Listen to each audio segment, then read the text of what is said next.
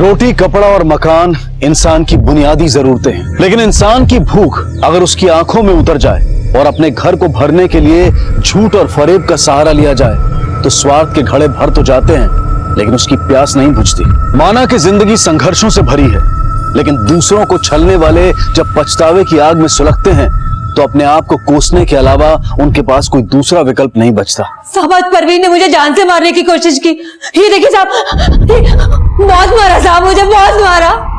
पिछले हफ्ते उसने कहा था कि तूने उसे मारने की कोशिश की। साहब, वो सब झूठ था। झूठी शिकायतें तो तुम दोनों लाती हो। अब तक तुम्हारे खिलाफ 3 और तुम्हें उसके खिलाफ चौथी करने आ गई। नहीं साहब, मैं सच बोल रही हूँ। ये मेरे जख्म देखिए साहब, वो सच्चाई मेरी बयान कर रहे हैं। उसने तो गुंडे भेजे थे मुझे मरवाने के लिए। आज बड़ी मुश्किल से मैंने अपनी जान बचाई है साहब। अगर आपने कोई कार्रवाई नहीं की ना साहब तो मैं जिंदा नहीं बचूंगी।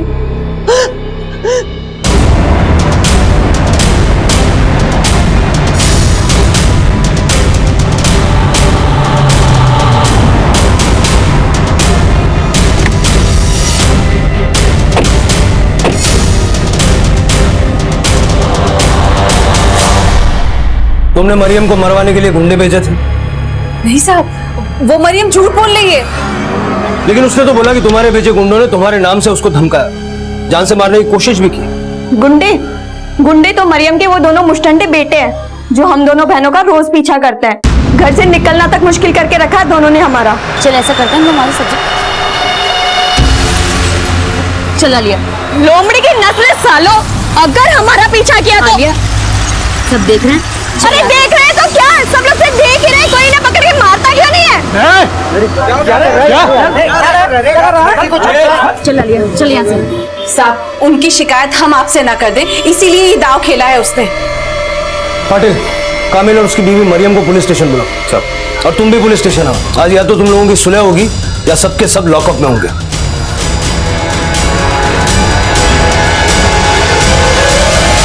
साहब मैं जो साहब ना मैं क्या मैं मत कर। इन सब का मुखिया है तू।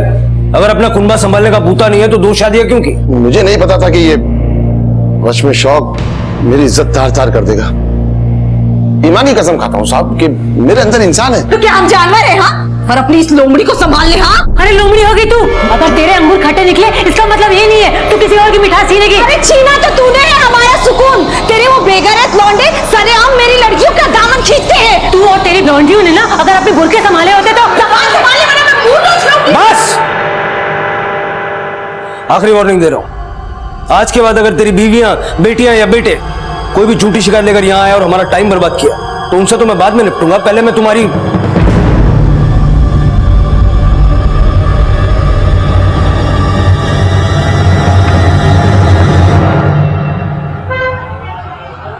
अस्सलाम वालेकुम कामिल भाई। हाँ भाईजान, कुछ सुलह हुई?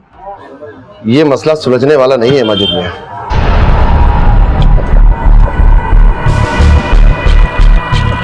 दोनों ही सुलझ रही हैं।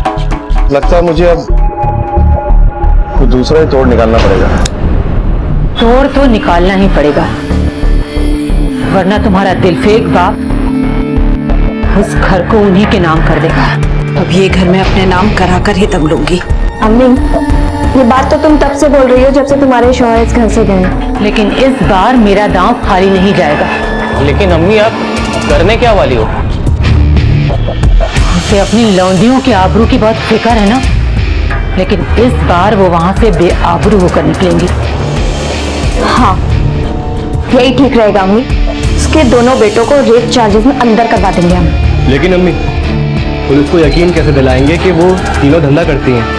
गैर मर्दों के साथ ताल्लुकात हैं उनके। इस झूठ को सच बना के परोसने का क्या अंजाम हो सकता है? कभी सोचा है तुम दोनों ने? जो अंजाम हम भुगत रहे हैं उसे बदलने के लिए मैं किसी भी हद तक जा सकती हूँ। तुम अपनी हद में रही होती अम्मी तो हमारी जिंदगी का ये अंजाम कभी नहीं होता। आपा, जो हो गया उसे दोहराने का वक्त नहीं है, ये बदला लेने का वक्त है। ये क्या बना दिया तुमने आलिया को अम्मी? तू भी मेरी ही बेटी है, मैं भी तेरे जैसा ही सोचती थी। पर अब जो कुछ भी करने जा रही हूँ उसमें हम सबका ही भला है। गलत रास्ते से कभी किसी की जिंदगी खुशहाल नहीं बनती अम्मी। तो क्या जिंदगी भर अपनी बदहाली पर रोते रहेंगे हम? खून के आंसू रुलाने के लिए खून के खूंट भी पीने पड़ते हैं और खून बहाना भी पड़ता है। अम्मी, हम आपके साथ हैं। लेकिन अब्बू, माजिद मियां वो दोनों रुकने वाली नहीं है। पुलिस अब उन्हें नहीं मुझे तोड़ेगी और मुझे अपनी हड्डियां नहीं तोड़वाती। तो फिर आगे क्या सोचा है? अब जो सोचा है वही होगा। अगर तूने हमारा साथ नहीं दिया मैं गलत का साथ कभी नहीं दूंगी अम्मी। जैसे एक मयान में दो तलवारें नहीं रह सकती, उसी तरह से दोहरी शख्सियत रखने वाले कभी भी एक सुकून भरा आशियाना नहीं बना सकते।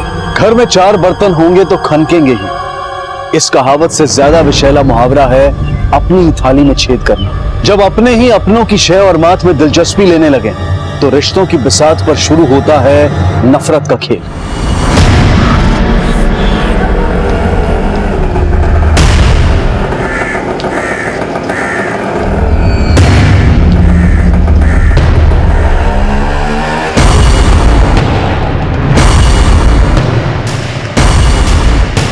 भाई साहब, वो रिक्शा के पीछे चलना।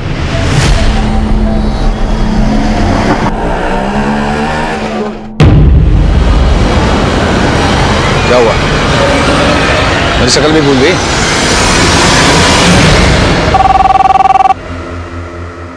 हेलो,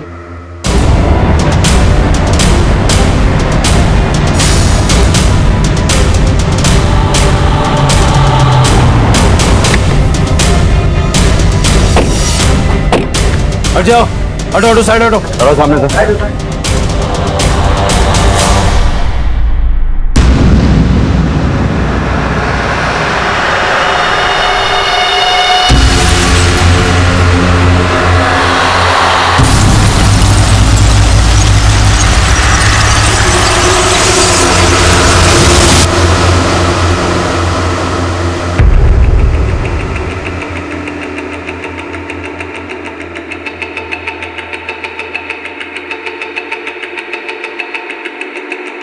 सर, दोनों के गले पे काला नीला मार्क है। शायद गला घोंट के मारा गया।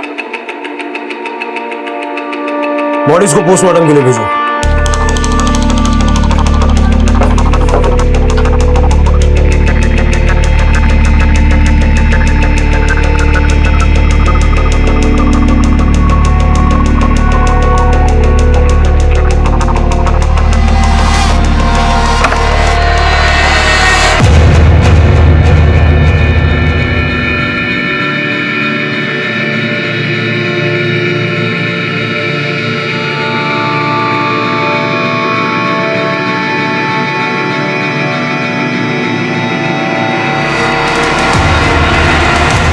सर, दोनों लड़कियों की मां परवीन गायब है और उसका फोन भी स्विच ऑफ है। ये सारा खाने पीने का सामान भी फॉरेंसिक में भेजो।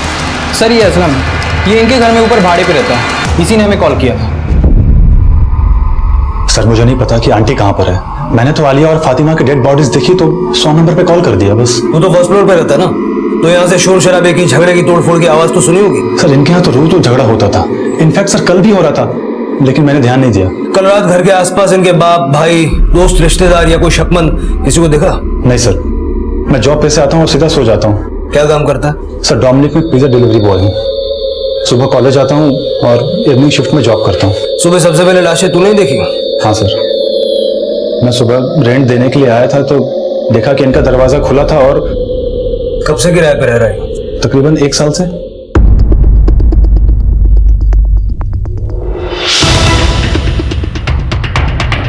सर, पड़ोसियों ने भी यहाँ किसी अनजान या परवीन के पति कामिल या उनके बेटे जुनैद और वसीम और मरियम को भी यहाँ पे नहीं देखा।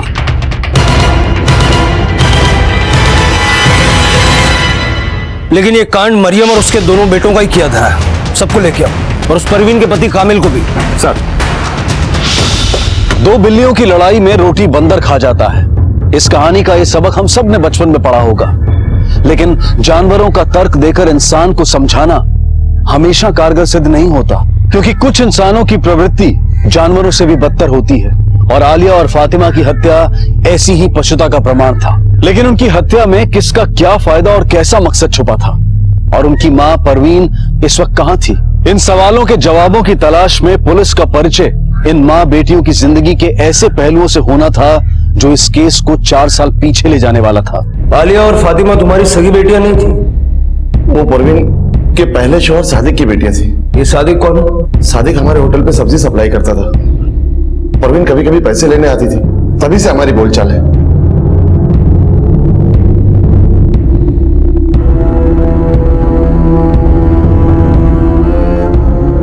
तो तुमसे निकाह करने के लिए उसने अपने शौहर को तलाक दे दिया? नहीं, तलाक नहीं साहब।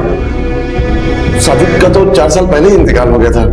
मुझे उस बेवा पे तरस आ गया और मैंने निकाह कर लिया। लेकिन फातिमा और आलिया को भी मैं अपनी ही औलाद समझता था, और आप मुझ पर शक करें कि मैंने उनको मारा है। परवीन अब कहाँ है? मैं भी उसकी गुमशुदगी से हैरान हूं साहब। हमें हैरान करके कोई फायदा नहीं है साहब। इन हत्याओं की जो असली जड़ है उसे ढूंढिए। तू कहना चाहती है परवीन ने अपनी बेटियों को मार दिया? अरे साहब, वो औरत नहीं थी, दल्ली थी, दल्ली। अपनी बेटियों से धंधा करवाती थी। ये भी तुम्हारे पिछले आरोपों की तरह झूठ है, बल्कि सच ये है कि अपनी माँ के कहने पर तुम दोनों ने मिलकर आलिया और फातिमा का मर्डर किया। नहीं साहब, हमने नहीं मारा उन्हें। हम सच बोल रहे हैं। हमने अपनी आंखों से आलिया को कई बार अलग अलग कस्टमर के साथ देखा है।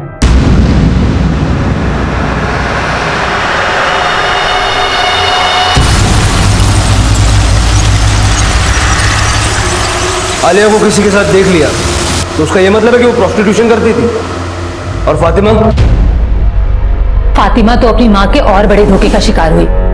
कैसा धोखा? 6 महीने पहले उसकी मंगनी हारून से हुई। हारून? वो निकाह तो फातिमा से करना चाहता था, पर उससे इश्क परवीन लड़ा रही थी। परवीन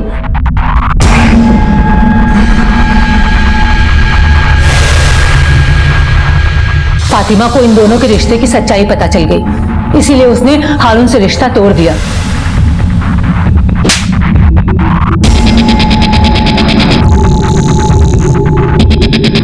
इसीलिए वो परवीन को छोड़कर हमारे साथ रहने लगा। मुझे तो लगता है कि परवीन अपनी दोनों बेटियों को मारकर हारून के साथ भाग गई। मरियम और तेरे बेटे के आरोपों में कितनी सच्चाई है? साहब, मेरे जख्म मत कुरे दिए। हाथ जोड़ता हूं आपके। हाथ मत जोड़, सच बोल, वरना ये हाथ पैर सब टूट जाएंगे। मैंने परवीन से सच्ची मोहब्बत की थी। तो फिर परवीन और उसकी बेटियों को छोड़ने की वजह क्या थी? साहब, जो उन्होंने कहा है आप वही समझ लो। मतलब तू अपनी जबान नहीं खोलेगा? मैं अपनी जबान से उनकी इज्जत तार तार नहीं करना चाहता। इनका भरोसा नहीं किया जा सकता।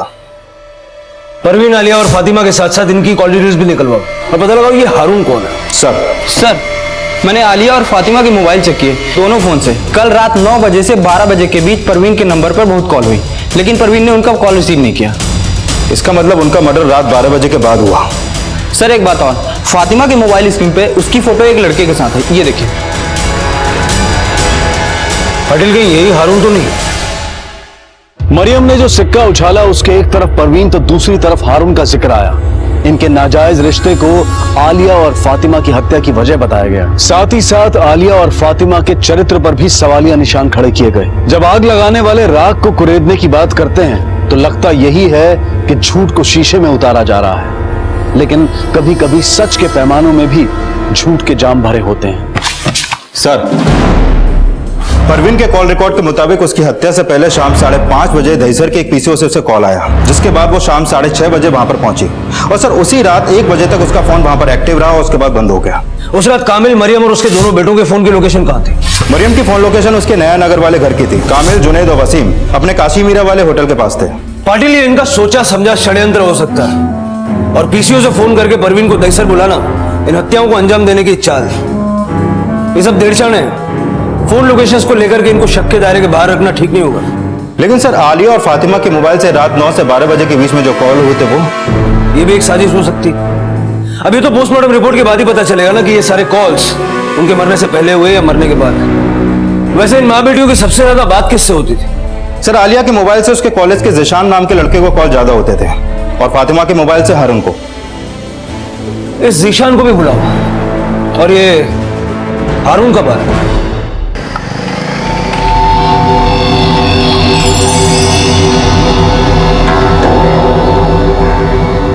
सर, मैं तो यकीन भी नहीं कर पा रहा कि अब फातिमा। तेरे आंसू सच्चे हैं या घड़ियाली? सर, जिसने आपके मन में गलतफहमी पैदा की है उसने 6 महीने पहले मेरे और फातिमा के बीच में भी गलतफहमी पैदा की थी। तो तेरे और परवीन के बीच कोई रिश्ता नहीं था? सर वो मेरी माँ थी। मतलब उसे भी मार दिया? सर मैं क्यों मारूंगा? और वैसे भी जब ये सब कुछ हुआ तो मैं मुंबई में भी नहीं था। तेरे फोन की लोकेशन तो मुंबई से बाहर की थी, लेकिन ऐसा भी तो हो सकता है कि तू यही हो और तेरा फोन कोई पुणे लेकर गया हो। परवीन की बॉडी ठिकाने लगा दी या परवीन ने तेरे साथ अपना ठिकाना बदल लिया? सर आप गलत कह रहे हैं। तो तू बोलना सही क्या है? ऐसा क्या जादू किया रे तूने फातिमा पर, जो 6 महीने पहले तुझे परवीन के साथ हम बिस्तर देखने के बाद भी पिछले 1 महीने से वो तेरे टच में थी, तेरे साथ सेल्फीज, प्यार मोहब्बत वाले मैसेजेस? सर 6 महीने पहले फातिमा ने मुझे नहीं बल्कि मैंने फातिमा को छोड़ा था, क्योंकि सर मरियम ने यह कहकर मेरे कान भरे थे कि फातिमा कैरेक्टरलेस थी। मैं सच कह रही हूँ, फातिमा का कई लड़कों के साथ चक्कर है। उसकी माँ और बहन ना किसी से कम नहीं है। लेकिन आप तो उनकी बड़ी माँ है ना। मैं उन्हें कुछ नहीं मानती और तुझे इसलिए आगाह करने आई हूँ कि कल को तुझे बलि का बकरा बना के कहीं पैसे ना ऐंठ ले। लेकिन सर 1 महीने पहले मरियम और उनके दोनों बेटे जुनैद और वसीम की सच्चाई मेरे सामने आ गई। अगर हमारा पीछा किया तो आलिया सब देख रहे हैं? अरे देख रहे हैं तो क्या, सब लोग सिर्फ देख ही रहे हैं, कोई इन्हें पकड़ के मारता क्यों नहीं है?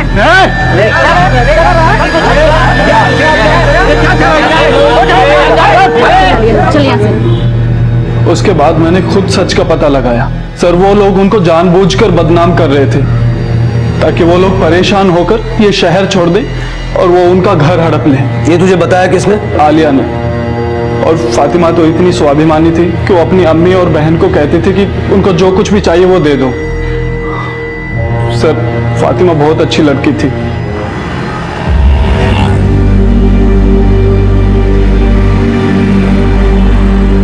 Fatima, I am sorry Fatima.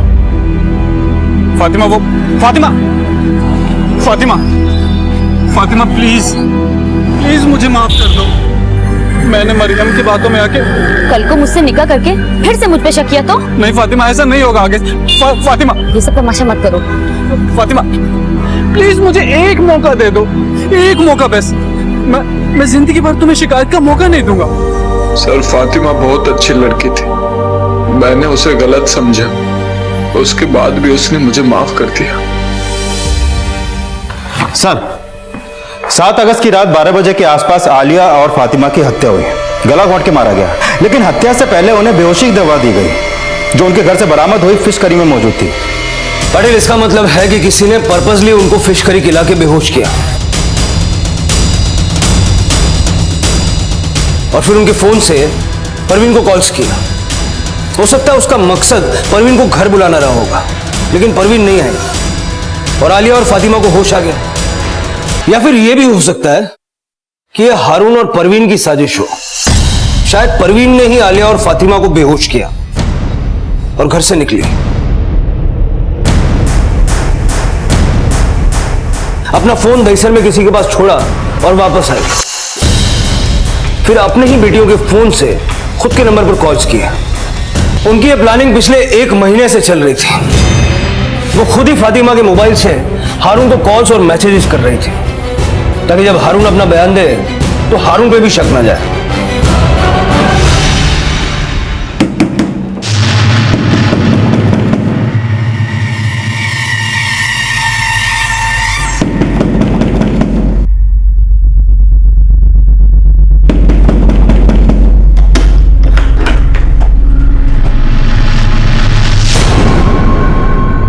Sir मैंने हारून की अलीबाई चेक की, मर्डर वाली रात वो पुणे में ही था। पाटिल, कहीं ऐसा तो नहीं कि परवीन और उसकी बेटियां मरियम और उसके बेटों के बदले का शिकार हो गई? हो सकता है इन्होंने परवीन को मार के ठिकाने लगा दिया हो ताकि हम परवीन को अपनी ही बेटियों का मर्डर समझ के ढूंढते रहे। सर मैंने परवीन, फातिमा और आलिया की बैंक की स्टेटमेंट चेक की। आलिया के बैंक अकाउंट में 1.5 लाख रुपए हैं, जबकि उसकी माँ और बहन के अकाउंट में 6 और 7 हजार रुपए। इस आलिया के बॉयफ्रेंड जीशान का क्या स्टेटस? सर मेरी उससे बात हुई है, कॉलेज के बाद आ जाएगा। सर आलिया मेरी अच्छी दोस्त थी, हम एक ही कॉलेज में पढ़ते थे, इसलिए अक्सर हमारी बातें हुआ करती थी। तेरा अफेयर था उससे? जी सर। आलिया तुझसे उधार भी मांगती थी क्या? नहीं सर, लेकिन आप ये सब। आखिरी बार कब मिले थे उससे?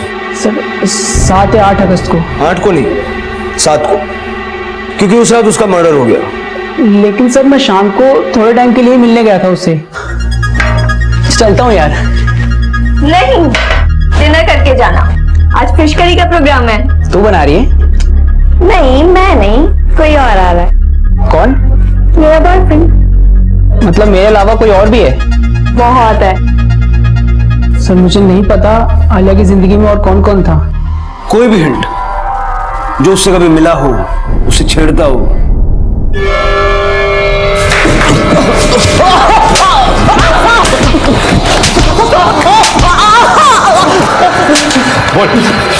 साहब वो झूठ बोल रहा है। मैं कभी उसके कॉलेज नहीं गया। निशान ये नहीं, हारून ने भी तुम दोनों को उन्हें परेशान करते हुए देखा था। हारून परवीन की पढ़ाई बोल रहा है, ये परवीन की चाल है। दोनों मिले हुए हैं साहब। तुम कहना चाहती हो कि उसने ही अपनी दोनों बेटियों को मार दिया, लेकिन इसमें फायदा तो तुम्हारा ही है। तुम्हारे शौहर के नाम का वो मकान अब तुम्हारा हो जाएगा। साहब, परवीन चाहती थी मैं मीरा रोड वाला घर उसके नाम कर दूं। तो तूने क्या किया? कामिल उसके साथ रहता जरूर था, पर उसने उससे निकाह नहीं किया था, फिर वो किस हक से घर मांग रही थी। तो इस बारे में तूने हमें पहले क्यों नहीं बताया? आप पहले ही मुझ पर खून का इल्जाम लगा रहे थे, मैं डर गया। वो औरत इतना गिर गई थी कि एक दिन मेरी और कामिल की गैर मौजूदगी में मेरे घर में घुस गई अपनी बेटियों के साथ। मुझे नहीं जाना है।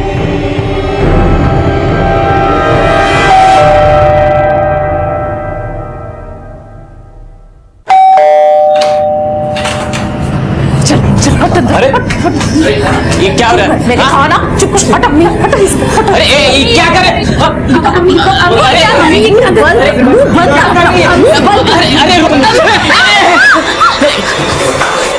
ये सब क्या हो रहा है यार?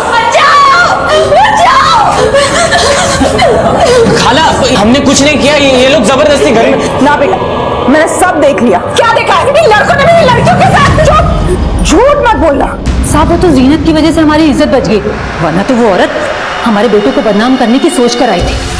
हाँ ये सच है, मरियम और उसके बेटे कभी किसी का कत्ल नहीं कर सकते। और जिस रात कत्ल हुआ उस रात मरियम मेरे साथ मेरे घर पे ही थी। साहब उस रात मेरा पार्टनर कामिल और उसके दोनों बच्चे यहीं थे, उसके बाद हम सब साथ में घर गए। सब मरियम और उसके बेटों ने यह भी बोला था कि परवीन अपनी बेटियों से धंधा करवाती थी, फिर उनको मारने के बाद अपने आशिक के साथ भाग जाने का मोटिव। हो सकता है कि मरियम के बेटों को बदनाम करने की चाल नाकामयाब होने के बाद फातिमा ने उसका विरोध किया हो, आलिया ने भी उसका साथ दिया। तो इस थियरी के हिसाब से परवीन का मोटिव समझने के लिए हमें परवीन के कैरेक्टर को समझना होगा। पता लगाओ कामिल की जिंदगी में आने से पहले परवीन का अपने स्वर्गीय पति सादिक के साथ रिश्ता कैसा था, और साथ साथ ये भी पता लगाने की कोशिश करो कि हत्या से पहले पीसीओ से किसने परवीन के मोबाइल पे फोन किया था। सर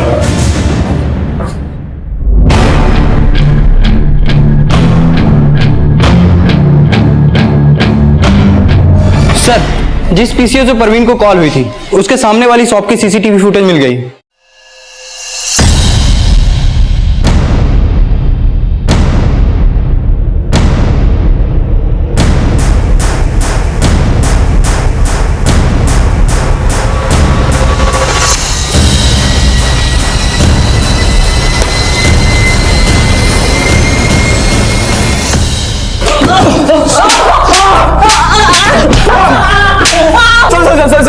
साहब बता दो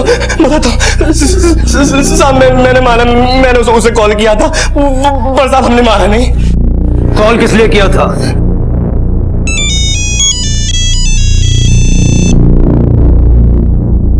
हेलो, तेरी बेटी जिसके साथ सोती है उन सबके साथ फोटो है मेरे पास। कौन बोल रहा है? पहले मेरी बात सुन। अगर तू चाहती है वो फोटोग्राफ्स तेरी दुश्मन मरियम के पास ना जाएं, तो मुझसे आकर मिल। साहब उसे हमने एक गेस्ट हाउस में बुलाया था, पर वो आई नहीं साहब। आई नहीं, या उसको किडनैप करके आलिया और फातिमा को मार दिया तुमने? नहीं साहब, आलिया के वो फोटोग्राफ्स का? साहब वो हमने झूठ बोला था। हाँ लेकिन ये सच है कि आलिया धंधा करती थी। तो उसे बुलाया किस मकसद से था? वो साहब हम उसको बेहोश करके उसकी न्यूड फोटोग्राफ्स लेने वाले थे, ताकि उसको ब्लैकमेल करके अपने अब्बू जान का घर खाली करवा ले। मतलब परवीन आई थी, लेकिन तुम लोग जो चाहते थे वो कर नहीं पाए, इसलिए उसे मार दिया।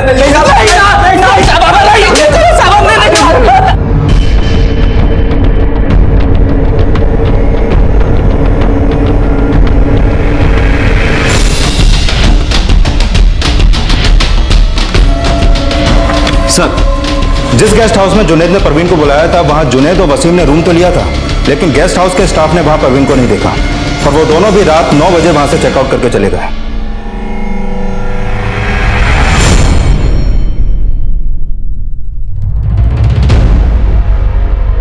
वसीम, जुनैद और मरियम, इनसे इनका 36 का आंकड़ा था, लेकिन मर्डर से पहले फिश करी में बेहोशी की दवा मिलाई गई। यानी ऐसा कोई शख्स भी वहां मौजूद था जो आलिया और फातिमा का करीबी था। सर, ये लोग बार बार ये भी दावा कर रहे हैं कि आलिया प्रोस्टिट्यूशन में थी। उसके अकाउंट में इतना पैसा होना, कहीं सर इस मर्डर में उसके किसी कस्टमर का तो हाथ नहीं?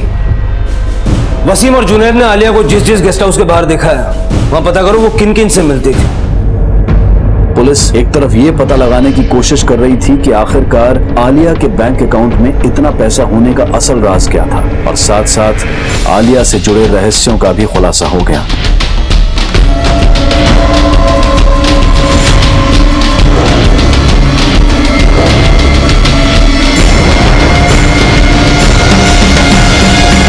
सर, आलिया अलग अलग आदमियों के साथ नहीं, सिर्फ इस अकेले के साथ मीरा रोड के गेस्ट हाउस में टाइम स्पेंड करती थी।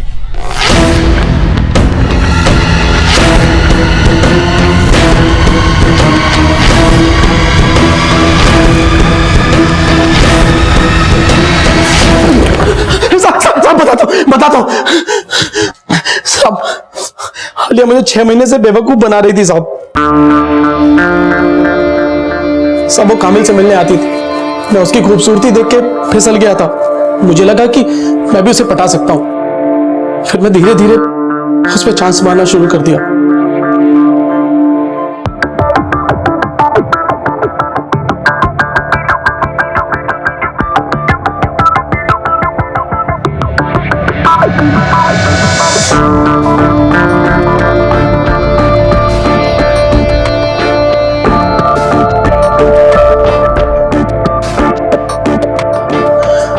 मैंने उसे निकाह करने का फैसला कर लिया, लेकिन वो मुझसे निकाह नहीं करना चाहती थी क्योंकि उसका लफड़ा पहले ही जिशान से चालू था।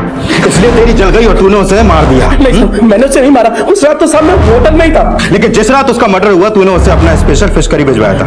कौन सा डिलीवरी बॉय लेकर गया था? बोल लेके गया था? सब मैं अपनी बेटी की कसम खा के कहता हूँ साहब, कोई फिश करी नहीं भिजवाई साहब, मैंने कोई फिश करी नहीं भिजवाई।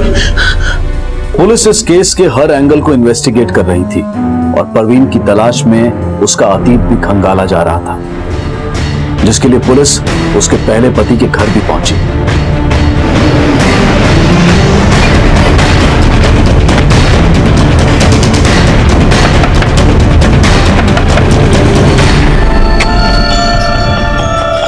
जी बोलिए। जी, हमें सादिक और उसकी बीवी परवीन के बारे में कुछ बात करनी है आपसे।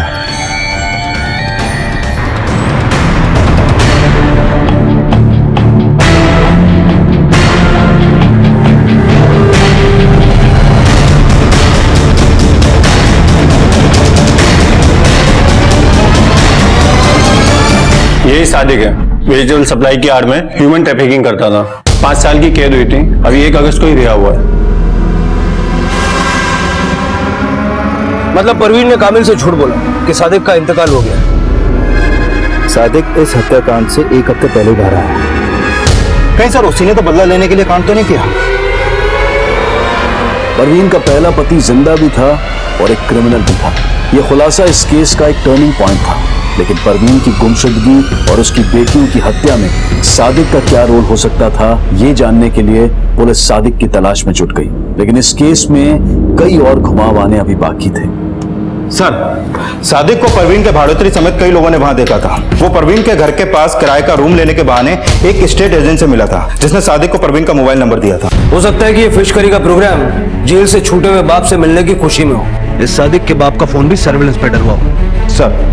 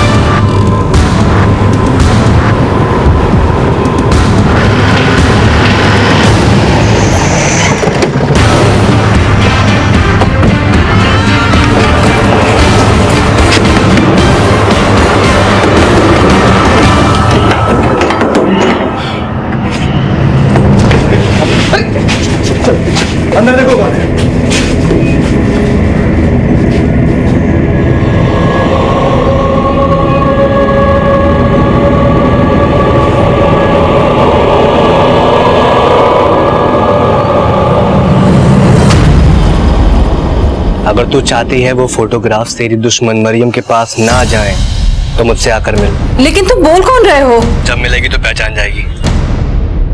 आना कहाँ है?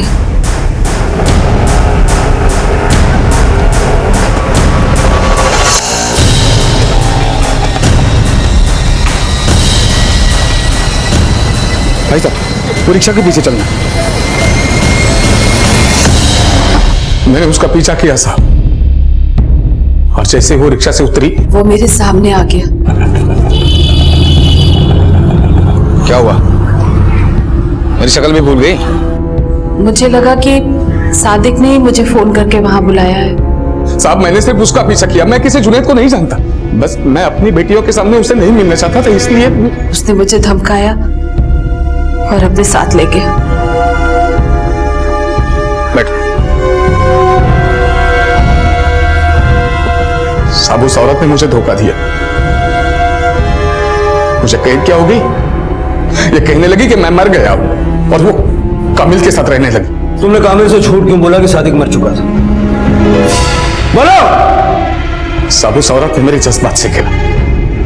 मैं उसे सबक सिखाना चाहता था, और मुझे पता है वो कामिल को भी उसने पागल बनाया होगा पैसे हड़पने के लिए। ये सच नहीं है। मैं मानती हूँ कि मैंने कामिल से झूठ बोला, पर मैं उससे सच्ची मोहब्बत करती थी साहब। लेकिन तूने उसे ही नहीं, अपनी बेटियों को भी धोखा दिया। फातिमा के होने वाले शौहर के साथ तेरा रिश्ता था। पैसों के लिए अपनी बेटियों की इज्जत नीलाम करती थी, धंधा करवाती थी उनसे। ये झूठ है साहब, ये झूठ है। तो फिर कामिल ने तुझे छोड़ा क्यों? कामिल ने मुझे नहीं छोड़ा साहब, बल्कि मैंने खुद उसको अपनी जिंदगी से दूर कर दिया। उसने मेरे जज्बात से खेला, निकाह तक नहीं किया मुझसे, क्योंकि उसकी नियत मेरी बेटियों पर थी।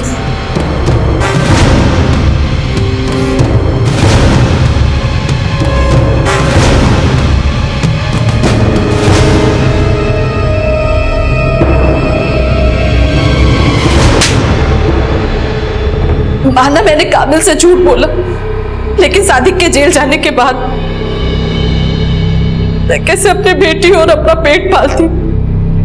सादिक के बाप ने भी हमें सहारा नहीं दिया साहब। सब मर्द एक जैसे होते हैं, सब मर्द। कामिल तो सादिक से भी बदतर निकला। सब फातिमा और आलिया मेरी अपनी बेटियां थी साहब, और आप कह रहे हैं मैंने उनका मर्डर किया?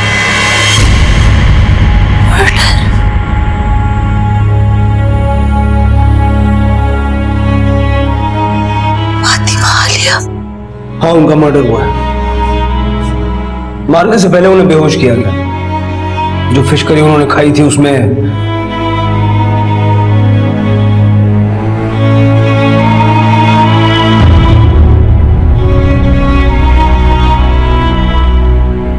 पुलिस ने परवीन को सादिक के जुल्मों से तो बचा लिया, लेकिन अपनी बेटियों की हत्या की खबर सुनकर परवीन की हालत और भी ज्यादा दयनीय हो गई। सादिक ने परवीन के साथ किए अत्याचार को तो स्वीकारा, लेकिन ये कबूल नहीं किया कि उसने अपनी बेटियों का मर्डर किया है। परवीन के बयान से शक की सुई कामिल पे भी आई। उसे पूछताछ के लिए तलब किया गया। साहब, आलिया ने मुझ पर झूठा इल्जाम लगाया था। मैं उसे अपनी बेटी मानता था। अच्छा? मेरा यकीन करो साहब, उसने मुझे रेप के इस इल्जाम में फंसाकर परवीन की नजर में गिरा दिया, और फिर पुलिस कंप्लेंट की धमकी देकर मुझसे 1 लाख रुपए ऐंठ लिए।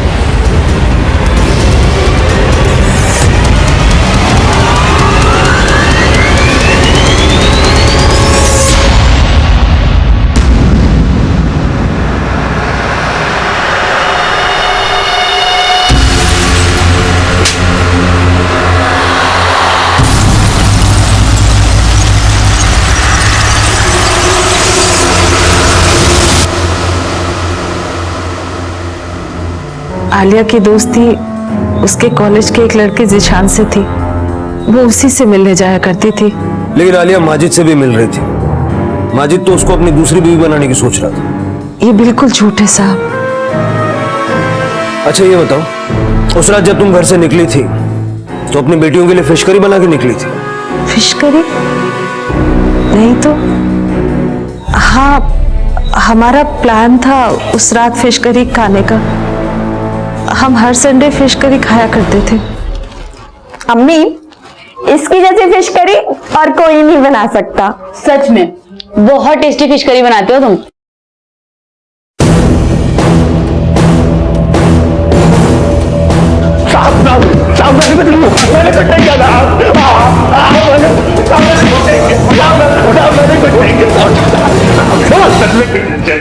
सर सर मैंने सिर्फ फिश करी बनाई थी, मैंने मर्डर नहीं किया साहब। सर मेरा यकीन कीजिए, मैंने वाकई कुछ नहीं किया सर।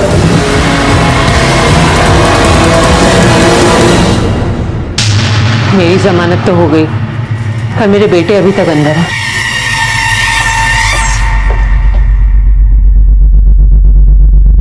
ये कल ही जमानत पे रिहा हुई है और आज आप फिर से आपा को कितनी बार अंदर बाहर कराओगे आप लोग?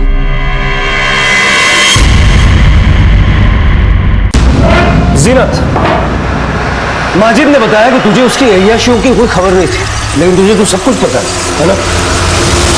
ये किसने फोन किया? वेंडर का नंबर है, लो चेक कर लो। मुझ पे शक मत करो, मैं तुम्हें कभी धोखा नहीं दूंगा।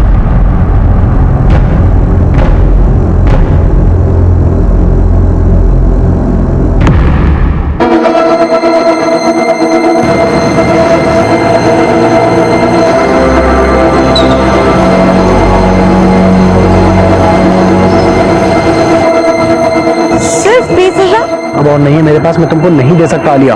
देने तो पड़ेंगे माजिद, वरना मैं तुम्हें मॉलेस्टेशन के चार्ज में अंदर करवा दूंगी। आलिया माजिद को ब्लैकमेल कर रही थी और माजिद ये बात मुझसे छुपा रहा था। मुझे लगा कहीं मेरी हालत मरियम जैसी ना हो जाए, इसलिए उनसे निजात पाने के लिए मैंने असलम को मोहरा बनाया।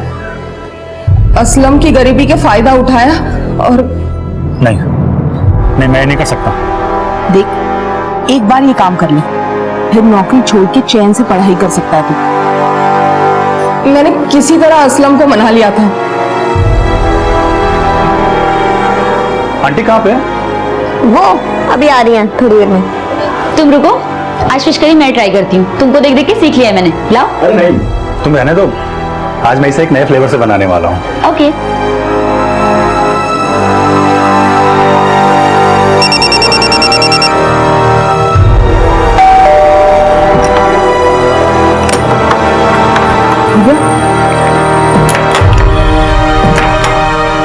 इनकी माँ कहाँ है? अरे मुझे नहीं मालूम। अगर वो जिंदा रही तो तेरी फिश करी वाली चाल पकड़ी जाएगी। मैं क्या करूं, वो आई नहीं। इन लोगों ने फिश खा ली। एक काम कर, परवीन को फोन लगा, कब तक आ रही पूछ, और जैसे ही वो आएगी ना उसको भी समझ आया ना। हाँ। और ये अपने फोन से नहीं, उनके फोन से लगा।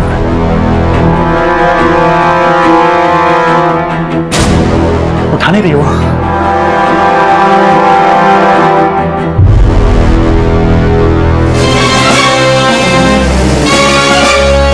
बस अब यहाँ रुकना ठीक नहीं है। देखो तुमको जिससे बदला लेना था वो मर गई है। चलो निकलो यहाँ से।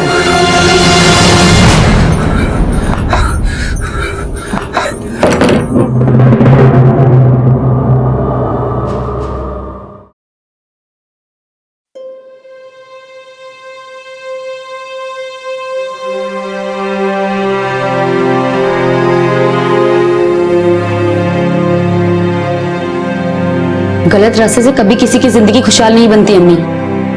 तुम्हें कामिल जी से झूठ नहीं बोलना चाहिए था। उन्हें सब सच बता दो। अगर वो सच में तुम्हारी परवाह करते होंगे तो तुम्हारा साथ देंगे, लेकिन झूठ तो से... मुझे समझाएगी? हाँ? और खबरदार, अगर तेरी जबान पर ये सच आया कि तेरा बाप जिंदा है, मुझे माफ कर दे फातिमा। अगर मैंने तेरी बात समझी होती तो।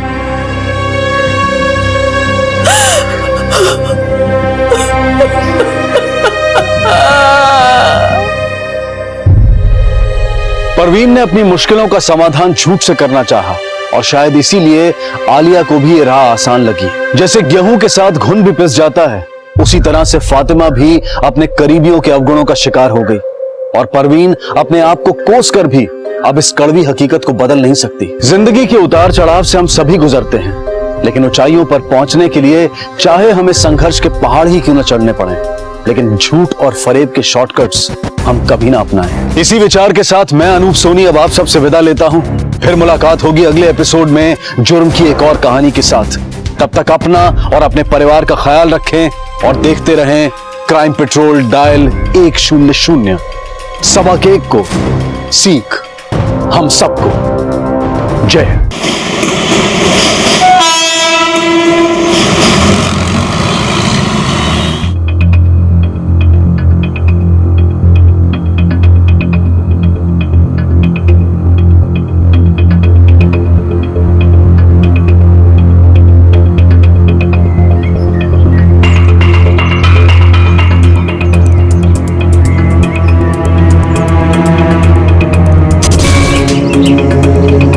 चलोगे? हाँ बैठी ना।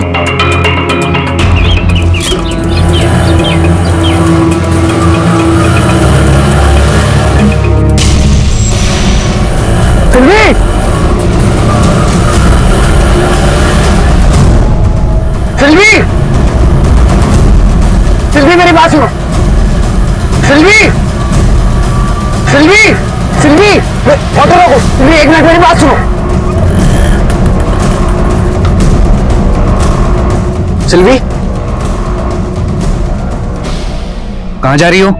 Going away from you, जा रही हूँ तुमसे दूर। क्या बोल रही हो? मुझे छोड़ के? Why you don't understand? तुम समझते क्यों नहीं? It's better if I go. मेरा जाना जरूरी है। पर क्यों? We cannot stay together anymore. Silvi, इसका मतलब समझती हो? हमने साथ जीने और मरने की कसम खाई थी।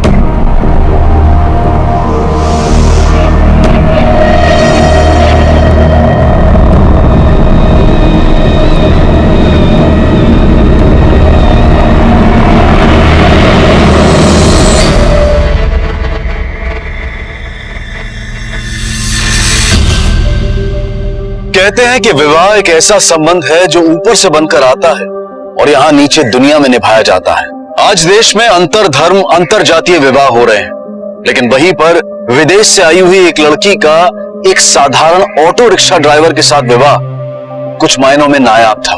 यूक्रेन की सिल्वी डी कॉस्ट्रो और मुंबई के महेश पाल की शादी जितनी चौंका देने वाली है, उसके पीछे छिपी कहानी उससे कहीं ज्यादा हैरान और परेशान कर देने वाली है।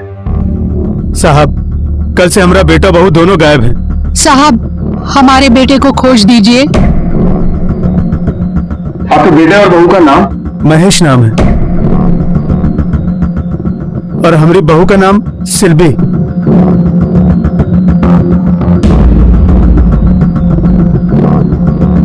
आपकी बहू विदेशी है? हाँ, विदेशी है। क्या काम करता है आपका बेटा? हमारा बेटा ऑटो चलाता है साहब। फोटो के पीछे ऑटो का नंबर लिखा है और मोबाइल नंबर भी लिखा है। ये विदेशी लड़की आपके बेटे को कब और कहां मिली? क्या बताएं साहब, एक दिन ब्याह कर ले आया घर पे।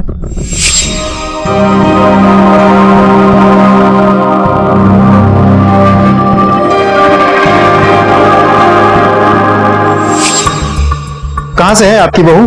किस मुल्क से? क्या नाम है? यूक्रेन से है। साहब, वही उड़ा ले गई है हमारे बेटे को। हमारा बेटा उम्र में उससे छोटा है, न जाने क्या जादू कर दिया है उस पर। खोज दीजिए हमारे बेटे को साहब। घर में और कौन कौन है? बहुत छोटा परिवार है साहब, एक तो बेटा है और एक बेटी है। सर, मेरे माँ बाप भाभी को पसंद नहीं करते हैं। भाभी बुरी नहीं है। अभी मेरी शादी के दिन हम उनकी ब्यूटी पार्लर में ही तैयार होने गए थे, वहीं उनसे हम पहली बार मिले। मधु, बाहर आ जा। ये अच्छी जगह लगती है, यहाँ चलते हैं। Yes sir. सिल्वी जी से मिलना था। 1 सेकेंड। सिल्वी मैम। यस, चाहिए। Please come. मैं सिल्वी हूँ, I am the owner. How can I help you? Madam, Mahesh. और ये ना मेरी बहन है मधु। मैडम, आज इसकी शादी होने वाली है और घर में सब लोग आएंगे। इसको एकदम ऐसे सजाइएगा कि घर में सबके सब दिखते रह जाए। Don't worry. Would you like to have a seat? Jay, please. अब बैठिए। मैं बाहर जाता हूँ। Come back after an hour. Please come.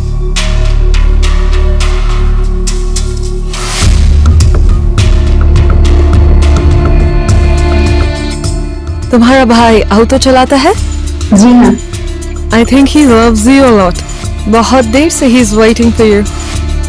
School और कॉलेज में भी ऐसे ही करता था। जब तक मेरा क्लास खत्म ना हो जाए बाहर ही खड़ा रहता था। आपको पता है, इसकी वजह से कोई मुझे आंख उठाकर देख भी नहीं सकता। बहुत शर्मीला है मेरा भाई। देखिए ना, तभी तो शर्मा के बाहर भाग गया। ही इज रियली नाइस, बहुत अच्छा लड़का है। सर, भाभी को भैया का भोलापन बहुत पसंद आ गया।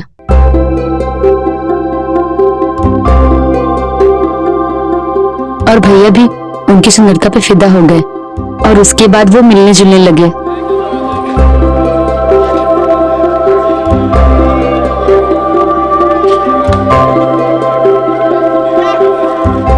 सर, वो दिन उनकी जिंदगी के बहुत अच्छे दिन थे।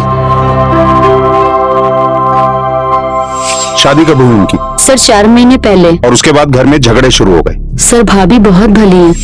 उन्होंने घर में एडजस्ट करने के लिए क्या कुछ नहीं किया। उनकी बस एक ही इच्छा थी सर, कि घर में सब उन्हें एक्सेप्ट कर लें और प्यार करें। तो बड़ा दमदार और स्वादिष्ट बना।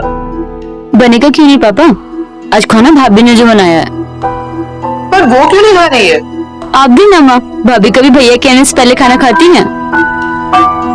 फिलहाल आप जाइए, जरूरत पड़ी तो दोबारा बुलाएंगे आपको। जी सर।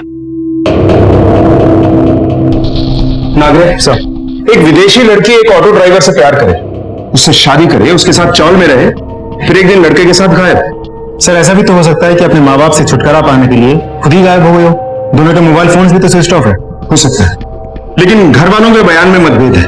मोहल्ले वालों से पूछताछ करते हैं। यस सर, चलो। ये सामने जो महेश पाल रहता है, जिसने एक विदेशी लड़की से शादी की है, उसके बारे में कुछ जानती हैं आप? वो जब शादी हुई थी ना, तब अम्मा ने, महेश की माँ ने बहुत ढिंढोरे पीटे थे। अरे रुको रुको रुको, अरे चंपा, अरे सुनीता, सुन ना, देख मेरी कितनी प्यारी बहू लाया है मेरा बेटा विदेश से। कितनी प्यारी है, कितनी गोरी है। और साहब, पिछले 2 महीने से रोज झगड़े होते थे उनके घर पर। झगड़े? क्यों? क्या बोलूं साहब, आंटी ने तो जीना हराम करके रख दिया था अपने बेटे और फिरंगी बहू का।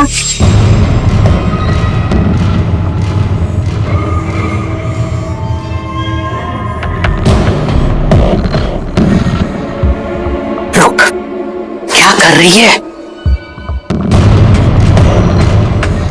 हमारी इज्जत का तो ख्याल कर। चल जा अंदर।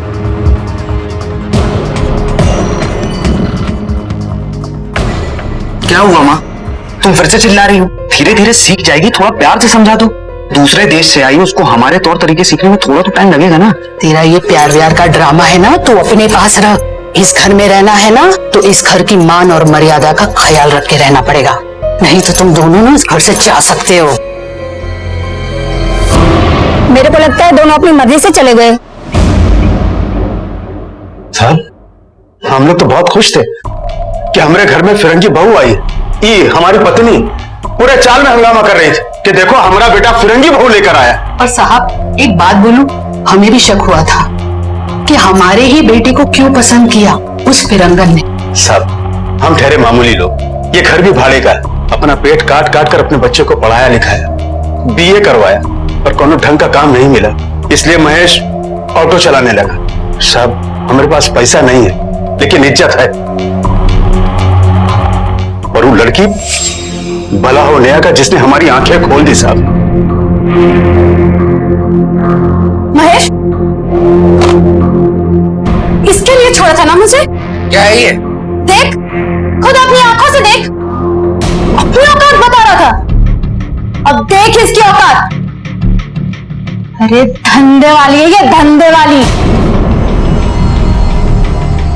बहुत गोरी चमड़ी में मर रहा था ना तू, वो तो बिकाऊ है। अब रख अपने धंधे वाली को।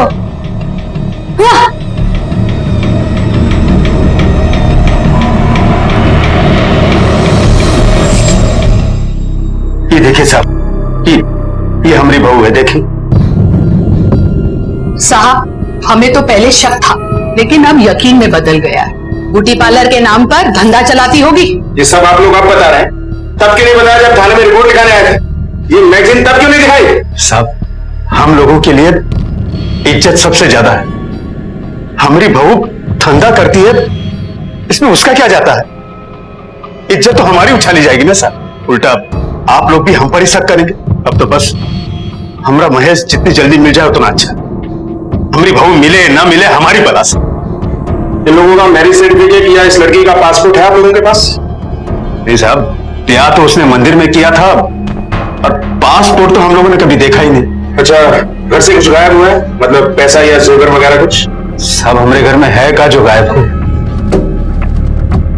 बस एक बेटा है जो। महेश को जब इसके बारे में पता चला तो उसने क्या किया? वो क्या करेगा साहब, उसकी आंखों में तो पर्दा पड़ा है ना।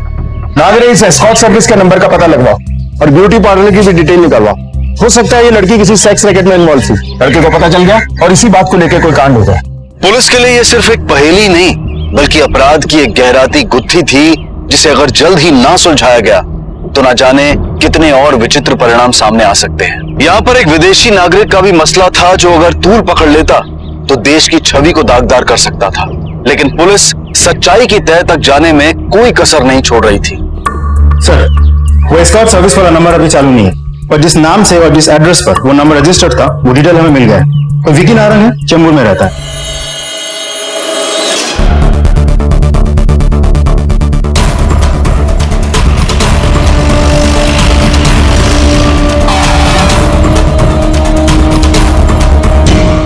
ये नंबर तुम्हारा है?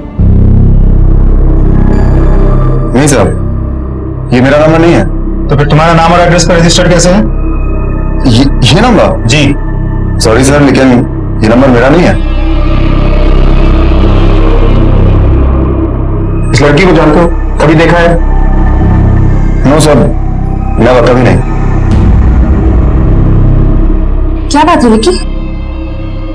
Is it okay? सब ठीक है। अच्छा एक बात बताओ, तुम काम क्या करते हो? सर मैं TXL सॉफ्टवेयर में प्रोग्रामर हूँ। कार्ड देना सर, ये वाशिंग है।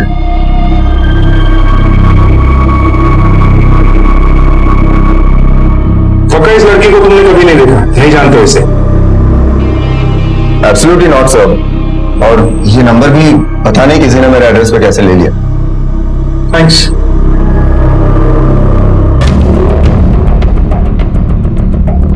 लगता है इस लड़के की फेक आईडी पे यह नंबर लिया गया है। इस नंबर की डिटेल्स निकालो, किस किस ने इसे फोन किया, कहां से फोन आया, सब पता लगाओ। Yes sir. अगर ये लड़की एस्कॉर्ट सर्विस चला रही है तो इसके ब्यूटी पार्लर में कोई ना कोई कुछ ना कुछ जरूर जानते हैं। सर सिल्वी के ब्यूटी पार्लर चलते हैं और स्टाफ से पूछताछ करते हैं।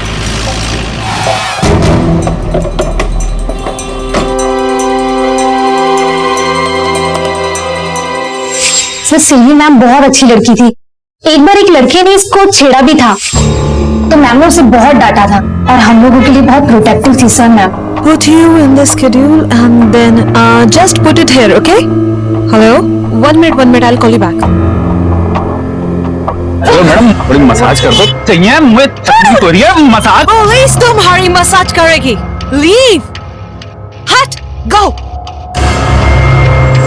इज्जत, रिस्पेक्ट और सम्मान, सर सभी चीजों का वो बहुत ख्याल रखती थी।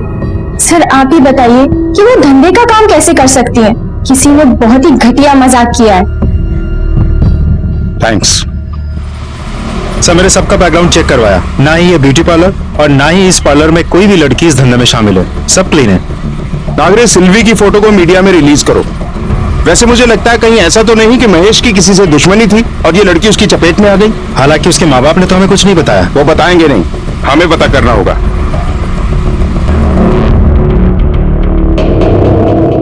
सर एक अहम सुराग हाथ लगा है। महेश के पिता के दोस्त बब्बन राव यानी कि नेहा के पिता ने कुछ ही दिनों पहले महेश को कुछ गुंडों के हाथों पिटवाया था और तो और नेहा ने भी सिल्वी को सरेआम मारा था। अपना लड़की नेहा का दोस्ती हुआ महेश के साथ, कुछ नहीं करता था वो।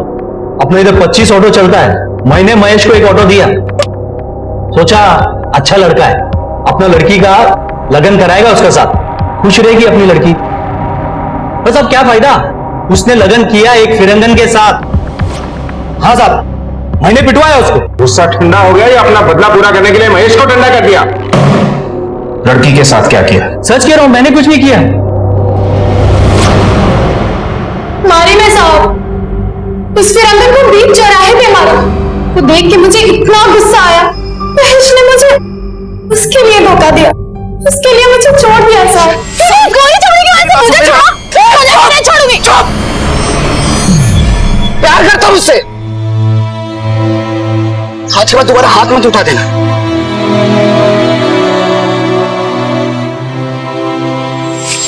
और अब क्या कर सकते हैं साहब, शादी हो गई है उसकी, देखा मैंने, बहुत खुश थे दोनों।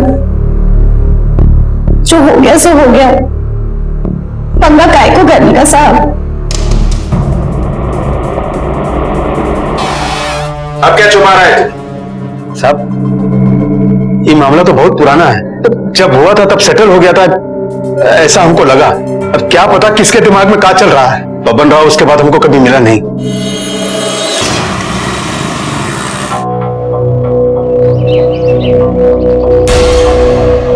रंगी मैडम, अरे बाबा साहब, मी आता पेपर मत बघितले रे साहब। वो गोली चेटी मैम है ना, फिरंगी मैम। बैठ बैठ। क्या हुआ? गोली मैम कहीं देखा था? हाँ हाँ हाँ साहब, 5 दिन पहले वो मेरे रिक्शा में बैठ के गई थी साहब, और मेरे को बोली कि मेरे को बस डिपो जाने का है, और वहां पर उसके पास छोटा सा बैग था बस। फिर जैसे मैं बाबूवाड़ी से बाहर निकला ना, एक रिक्शा मेरे को ओवरटेक किया। मैं तो एक रिक्शा ड्राइवर बाहर निकला और उस गोरी चेटी मैम के साथ में मतभेद चालू हो गया दोनों का। वो रिक्शा ड्राइवर की बीवी निकली, वो फिरंगी मैम साहब। हाँ, बात क्या हुई वो बता। वो फिरंगी मैम रिक्शा वाले के साथ उसके घर जाने को तैयार नहीं थी साहब। फिर परेशान होकर रिक्शा वाले ने अपने बाप को फोन लगाया। बाबूजी, अभी जो हुआ सो हुआ। आप माँ को लेके गोरेगांव वेस्ट साईं बाबा मंदिर रोड पे पहुंचिए। मैं वेट कर रहा हूँ। नहीं, माँ को आना ही होगा। हाँ, मैं और सिल्वी साथ में हैं और आपका इंतजार कर रहे हैं। हाँ ठीक है, ये ले भाई, तू निकल। वो रिक्शा वाला मेरे को रिक्शे का भाड़ा दिया और उस फिरंगी मैम को अपने ऑटो में लेके निकल गया साहब।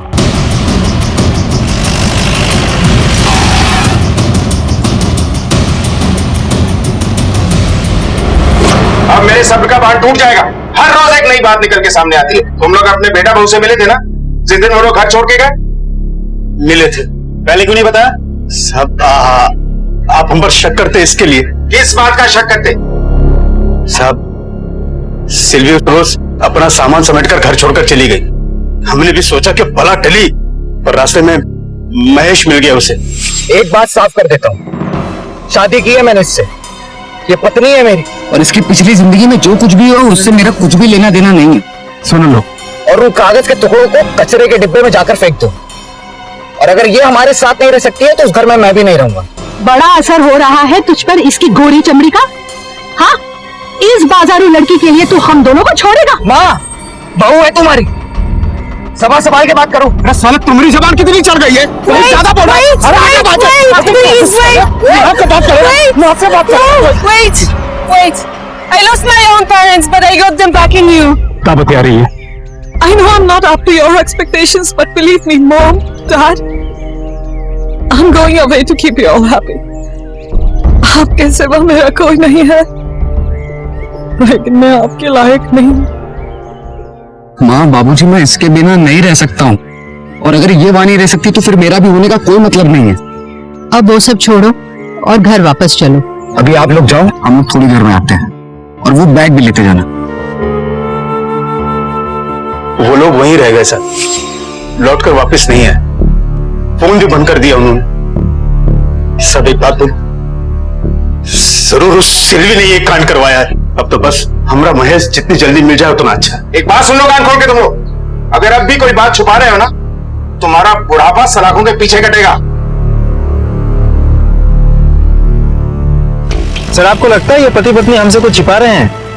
पता नहीं, पर मुझे लगता है कि उस दिन मंदिर वाले रोड पर झगड़े के दौरान ही कोई कांड हुआ होगा। हाथापाई तो हुई थी, और वो अब भी आदत के मुताबिक कुछ छुपा रहा है। हाँ बोल, क्या? कहाँ? नागरे, लगता है सिल्वी मिल गई।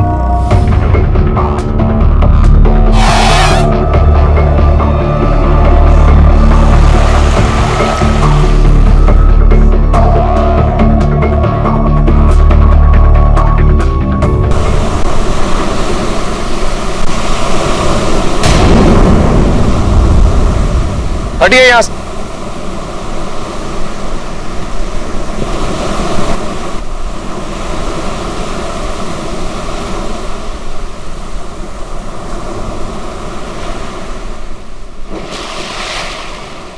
एम्बुलेंस बुलाओ और बॉडी को पोस्टमार्टम के लिए भेज दो। Yes sir.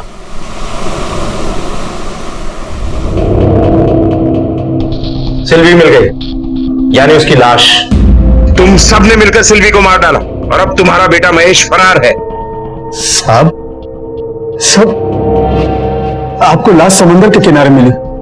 हम अपने बेटे से मिलने के लिए गोरे गांव के पास साई मंदिर वाले रोड पर गए तो साहब हम अपना बेटे और बहू से मिलकर वापस आ गए थे 8 बजे। आप चाहो तो चाल वालों से पूछ सकते हो। नागरिक सर, वेरीफाई करो। जी सर।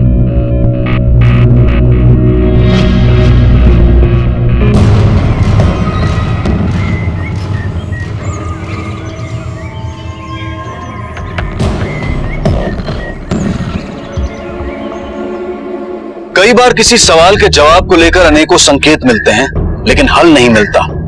महेश और सिल्वी की गुमशुदगी और फिर सिल्वी की रहस्यमय हत्या अपने पीछे कई सवाल छोड़ गई थी। पुलिस की तहकीकात में कई सुराग सामने आए थे, यहां तक कि सिल्वी की लाश मिलने के बाद एकाएक सिल्वी भी आरोपी से विक्टिम बन गई थी। सुराग की कड़ियों में कहीं एक कड़ी थी जो अब तक पुलिस के हाथ नहीं लगी थी। महेश, कोई एक तथ्य था जिसका पता पुलिस को इस मसले का हल दिला सकता था। सर, मोहल्ले के लोगों से कंफर्म किया है कि उस रात 8 बजे महेश के माता पिता दोनों घर पे ही थे। सर, सिल्वी के बारे में एक और बड़ा सुराग मिला है। यूक्रेनियन एम्बेसी से रिपोर्ट आई है कि यह विजिट इंडिया में सिल्वी का तीसरा विजिट था।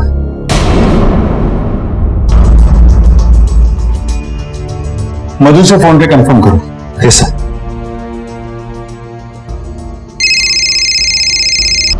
हेलो मधु, सब इंस्पेक्टर नाग। जी सर, बोलिए। अच्छा, क्या तुम बता सकती हो कि सिल्वी का इंडिया में ये तीसरा विजिट था? तीसरा? नहीं सर, हमसे तो कहा था कि वो पहली बार यहाँ आई है। सर, मुझे तो लगता है सिल्वी सबसे बहुत बड़ी बात छुपा रही थी। इंडिया के 3 चक्कर लगा चुकी थी, खबर सिर्फ एक थी। मांगे 2 यूनिट बनाओ, पता करो ये लड़की इंडिया में कितनी बार आई, क्या किया, कहां गई, किससे मिली और कहां रही। Yes sir.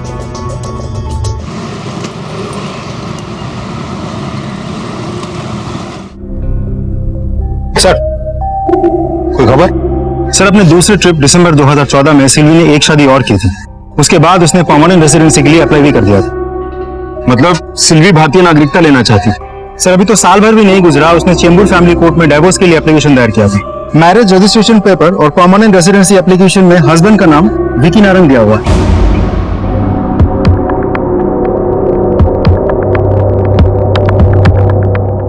Sir, Scott service के कॉल रिकॉर्ड्स आ गए। सर, इसमें बहुत सारे नाम हैं। ये देखिए, सारे मर्दों के नाम, विनीत, मनोज, अनवर, संजय।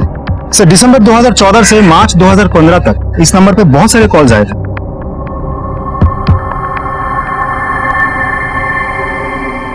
विकी नारंग, ये मोबाइल नंबर और एस्कॉट सर्विस, इनमें क्या कनेक्शन है ये पता लगाना होगा। और इन नामों में से जो सबसे ज्यादा फोन किया करते थे, इन सबको भी उठाओ तुरंत। और विक्की नारंग, इसकी भी प्रोग्रामिंग करनी होगी, आईटी प्रोग्राम है।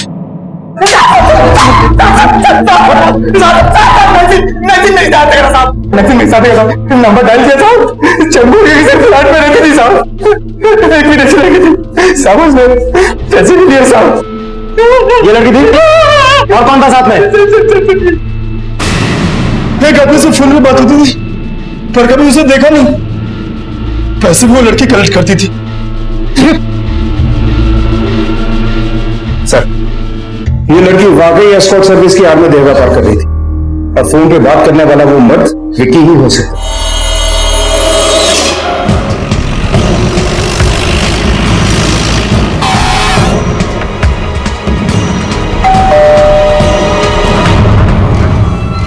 कल सुबह ऑफिस के लिए निकले पर अब तक घर नहीं आए वो। क्या आप विक्की को शादी से पहले से जानती हैं? जी? मैंने पूछा, अपने पति को शादी से पहले से जानती थी आप? वो एक्चुअली हमारी अरेंज मैरिज थी। जून 2015 में हमारे पेरेंट्स ने ये शादी अरेंज करवाई थी, पर आप लोग ये सब क्यों पूछ रहे हैं? अच्छा, ये विक्की आईटी सेक्टर में ही काम करता है या कोई बिजनेस भी है इसका? बिजनेस? बिजनेस का तो पता नहीं, पर वो 6-7 साल से आईटी में काम कर रहे हैं, मुझे तो यही पता है। सर, विक्की के ऑफिस में पता किया, वो कल ऑफिस नहीं आया था और आज अभी तक नहीं आया। क्या? ऑफिस में नहीं है? पर मुझे तो बोलकर गए थे कि मैं ऑफिस जा रहा हूँ। आपके कोई रिश्तेदार वगैरह कोई है आसपास? पेरेंट्स रहते हैं पुणे में। बुला लीजिए। अगर विकी के बारे में हमें कुछ पता लगता है तो आपको बताएंगे। आप भी ऐसे ही करना। ठीक है।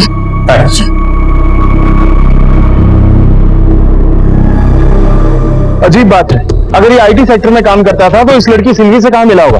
इसकी बैकग्राउंड चेक करो, ऑफिस में कलीग्स वगैरह से बात करो। वाइफ को कुछ नहीं मालूम, पर हो सकता है किसी को कुछ पता हो। हर थाने में इसके बारे में अलर्ट जारी करो। इसके घर पे नजर दे। जी सर।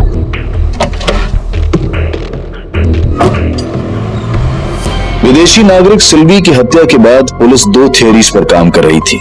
या तो गायब हुआ महेश सिल्वी का कातिल है, या सिल्वी से जुड़े संगीन हालात में किसी ने उसकी भी जान ले ली है। सर, अपने नेटवर्क से महेश के बारे में अभी तक कोई खबर नहीं मिली है और विकी के ऑफिस कॉलीग से भी बात हुई है सर। 1-2 का कहना है कि विकी को एक्टिंग और मॉडलिंग का बहुत शौक था। कुछ एक टीवी सीरियल्स में उसने छोटा मोटा रोल भी किया था। ये सब या तो वो पार्ट टाइम करता था, नहीं तो ऑफिस से छुट्टी लेकर अपने एक्टिंग मॉडलिंग का शौक पूरा करता था। तो नागरिक ये हो सकता है कि सिल्वी की उससे मुलाकात मीडिया की दुनिया में ही हुई होगी। सर यूक्रेन एम्बेसी से सिल्वी के वीजा की फोटोकॉपी मिली है सर, जब वो पहली बार इंडिया थे जून 2014 में। वर्क वीजा पर आई थी। ये अनूप मेहरा ने रेकमेंड किया था। क्यूबी प्रोडक्शन के रिकमेंडेशन लेटर पर इसको वीजा मिला था। एड्रेस भी है। चलो नागरिक पता करते हैं।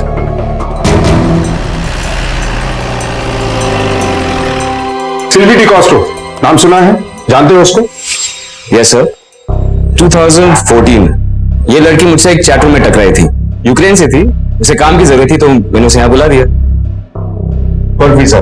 जी, मैंने उसको अपने 2 एड्स में भी काम दिलाया था। उसके बाद खबर मिली कि उसकी शादी हो गई है किसी विक्की नारंग के नाम के आदमी से। फिर क्या हुआ? उसके बाद क्या हुआ मुझे क्या पता। वो जब तक यहाँ पे थी 6 महीने वी वर इन टच। उसके बाद ना ही कभी मेरी उससे मुलाकात हुई और ना ही कभी उसने मुझे कांटेक्ट किया। अच्छा, ये 6 महीने वो तुम्हारे साथ ही रही? नहीं सर, मुझे नहीं पता कहां थी। नागरिक पता लगाओ कि ये लड़की 6 महीने तक रही कहां थी, क्या क्या और असाइनमेंट किए, और हाँ, उस विक्की का कुछ पता चला?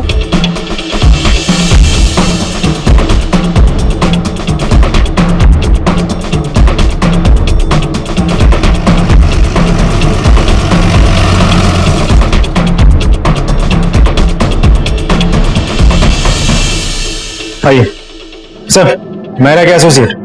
बैठो। बोलिए सर। अनूप मेहरा जी ने उन 6 महीनों में 16 एड फिल्म बनाए, लेकिन सिल्वी को सिर्फ एक ही एड फिल्म में काम दिया। ये सिल्वी रहती कहां थी? सर अब रहेगी कहां? अनूप मेहरा जी के साथ रहती थी। सर सिल्वी का मुंबई में कोई एम्बेसी था भी नहीं। अनूप मेहरा जी उसकी मदद करते थे, उसे अपने साथ रखते थे और काफी एक्सप्लोर भी किया। ये मेहरा पुलिस के साथ होशियारी कर रहा है। समझ यम गया था ना? Yes sir.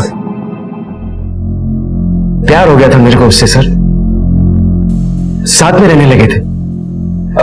पर फिर विकी मिल गया उसको, चली गई उसके साथ, शादी कर ली। तूने शादी क्यों नहीं की? सर मैं कैसे रोकता उसे सर? तूने उसे जाने दिया? नजर नहीं रखी लड़की पर? नहीं सर, कोई कांटेक्ट नहीं रखा सर। सर ये रहे तीनों के कॉल रिकॉर्ड्स, विकी, सिल्वी और मेहरा के। उन 6 महीनों के बाद भी ये सब लोग एक दूसरे के साथ टच में थे। कॉल्स आई और गई।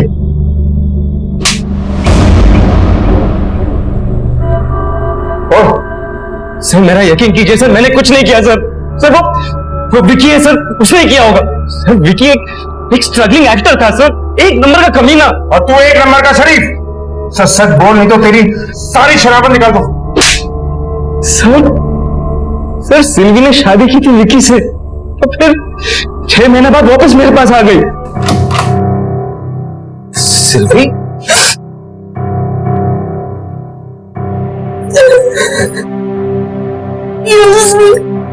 He put me into prostitution. शादी का बस बहाना था। Put me in prostitution. I was an escort service. Every day he used to go to the work and beat me when I refused. Please help me. I don't know what to speak. Silvi, don't worry, मैं तुम्हारे साथ हूं, okay?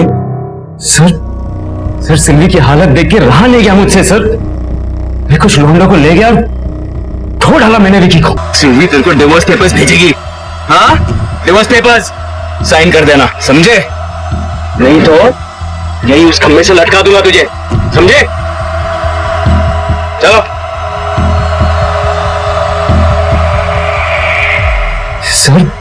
Sir वो लड़की तो विकी से भी कमी नहीं निकली सर।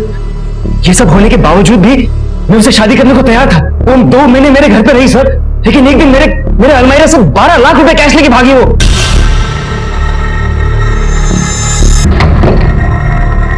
कब की बात है ये? सर 21 जून 2015। उस दिन से परेशान हूं सर, ये दिन मैं कभी नहीं भूल सकता हूं। सर हो सकता है महेश को सिल्वी की देह व्यापार की सच्चाई पता चल गया हो और उसने सिल्वी को मार दिया हो। महेश से शादी भी इसने 8 महीने बाद की, जनवरी 2016। और ये मेरा बोल रहा था कि सिल्वी उसके पैसे लेके भागी। कहीं ये ब्यूटी पार्लर भी सिल्वी ने उसके पैसे से तो नहीं बना?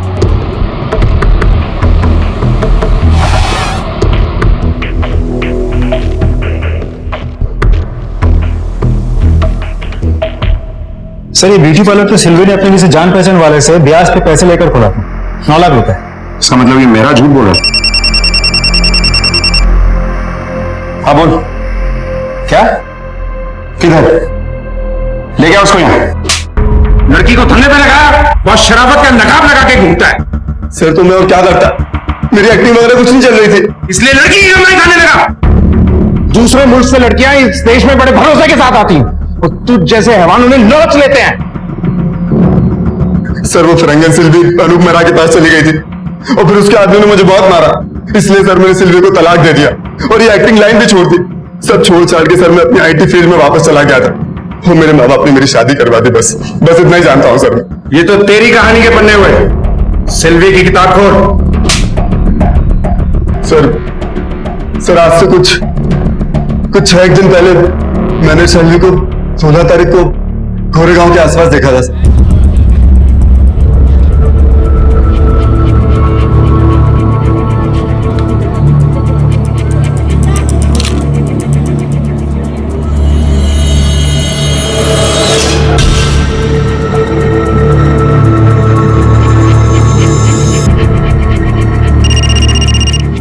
हेलो, क्यों मेरा फोटो देखी? मेरा बहुत तलाक कराने चला था ना। तेरी वाली फिरंगन ना ही तेरी रही और ना मेरी। सर उसके बाद क्या हुआ मुझे नहीं मालूम। दूर क्षितिज तक फैला समंदर कितना हसीन लगता है, शांत, गंभीर, सौम्य। लेकिन अगर नजदीक से देखा जाए तो उफनती लहरें नजर आती हैं। सिल्वी का जीवन भी कुछ ऐसा ही था। एक खूबसूरत, हसीन, सौम्य चेहरे के पीछे कितना कुछ तूफानी गुजरा था। मेहरा के कारण वो इस देश में आई, विक्की ने शादी का झांसा दिया और फिर वो वहां से भाग निकली। इस अनोखी कहानी में सिल्वी कभी आरोपी तो कभी पीड़ित के लिबास में नजर आई, पर इतना तो तय था कि उसके साथ न्याय नहीं हुआ था। कौन था वो जिसने उसके साथ अन्याय किया और मौत की सजा भी मुकर्रर कर दी? विक्की मिल गया है और उसने अपना जुर्म भी कबूल कर लिया है।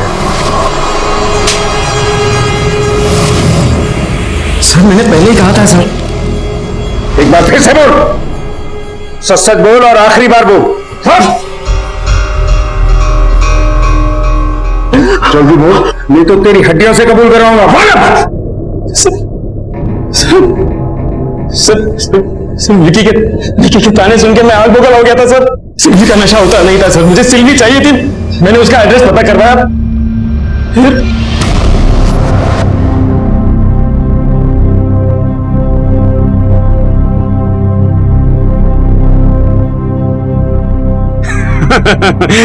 How are you, Mrs. Mahesh?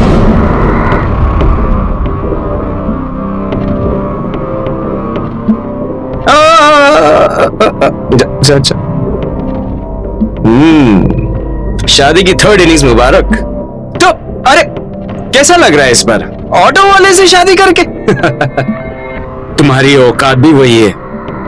You used me for your lust. Vicky was worse. He not only used me but sold me too. But Mahesh, he respects up. Despite knowing all the facts about me, he does. तुमसे लाख बेहतर है वो, auto वाला। He's a real man. तो फिर एक काम करते हैं, महेश के पेरेंट्स को और इस सारे मोहल्ले वाले, तुम्हारा पूरा पास्ट सारा का सारा कच्चा चिट्ठा खोल के बता देते। अरे सुनो तो सही, तुम जानती नहीं हो इन इंडियंस को, इज्जत के लिए मरते हैं। वो है ना तुम्हारा रियल मैन, सर उठा के जी नहीं पाएगा बेचारा, वो यही कहीं रहता है ना। दूर रहो तुम मेरी लाइफ से। ज्यादा स्मार्ट बनने की कोशिश मत कर, समझी? मुझे खुश रख और मैं तेरे खुशियों का इंतजाम सब कर दूंगा। शाम को हम समुद्र पे मिला करते थे ना, वही बीच पे, वहां आ जाना, ठीक है? I have my eyes on you. शाम को बीच पे।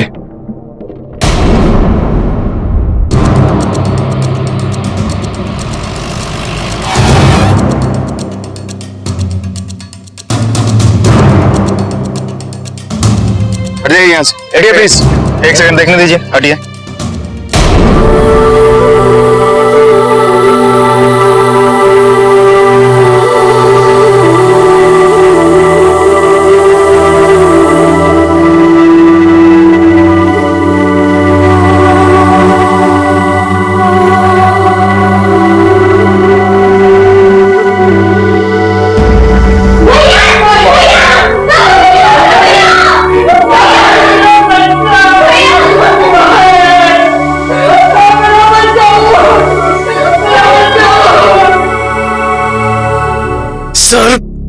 सर मैं डेस्परेट हो गया था सर, नशा सर पे चढ़ गया था सर, मैं वहां वक्त से पहले पहुंच गया।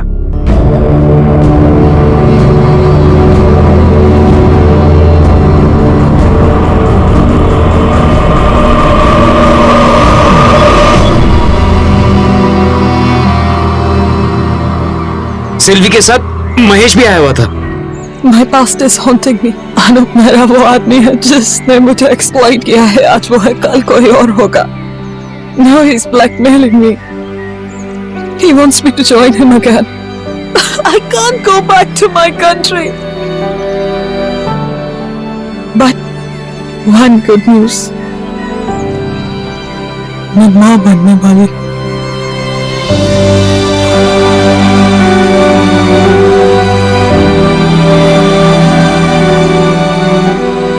इस आखिरी अरमान के साथ मैं जिंदगी काट लूंगी। यू मम्मा, मी पापा।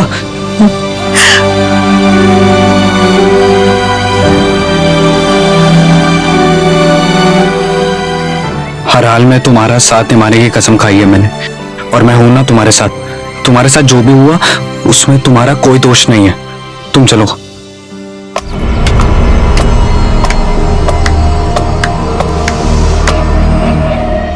साले, पराए देश से अपने देश में आई बेबस लड़कियों का फायदा उठाता है तू। कूल बॉय कूल, एक फिरंगी के लिए हम आपस में लड़ रहे हैं यार, मिल बांट के खाते हैं ना। You sum me sum, good friends bro. चल हट, come on baby, come on come on come on come on come on come on baby. Sylvie को जाने दे, उसका तुझसे कुछ भी लेना देना नहीं। क्यों बे साले, तू भी उसकी दलाली खाना चाहता है क्या?